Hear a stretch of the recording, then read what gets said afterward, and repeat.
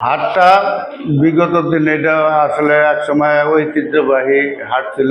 বাংলাদেশের মধ্যে একটা উল্লেখযোগ্য বিখ্যাত হাট ছিল।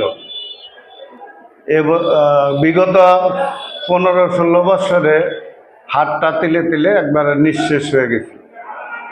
আমি এই বছর 1433 বাংলায় ইজারা সনের জন্য আমি এবছর ইজারা প্রাপ্ত হয়েছি। তো আমি পহেলা বৈশাখ থেকে এ পর্যন্ত 1 মাসের উপরে সময় আমি চেষ্টা করেছি এই হাটটা যাতে পূর্বের ন্যায় ফিরে আনা যায়। পূর্বের ন্যায় ক্রেতা বিক্রেতারা এই হাটের সমাগম হয়, জমজমাট ব্যবসা কেনা বেচা হয়। এজন্য আমি সর্বাত্মক চেষ্টা চালিয়ে যাচ্ছি।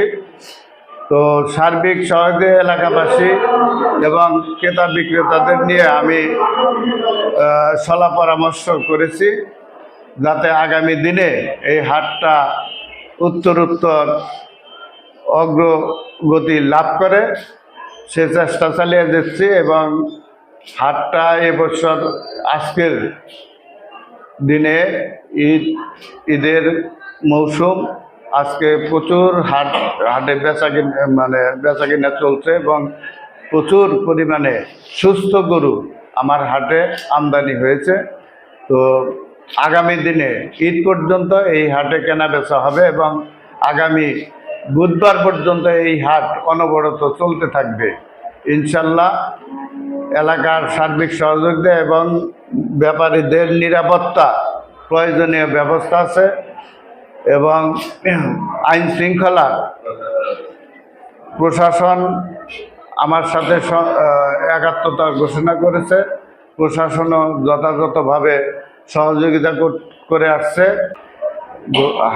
বিভিন্ন অঞ্চল থেকে ক্রেতা বিক্রেতা গবাদি পশু থাকা খাওয়ার প্রয়োজনীয় আমার ব্যক্তিগত পক্ষ থেকেও চেষ্টা আছে এবং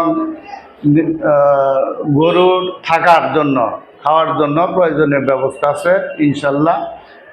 আগামীতে হাট দূর দূরান্ত থেকে যারা ব্যাপারী সাধারণ আসবেন, হাট অফিসে যোগাযোগ করবেন, তাদেরকে আমি সার্বিক নিরাপত্তা দেওয়ার চেষ্টা করব ইনশাল্লাহ।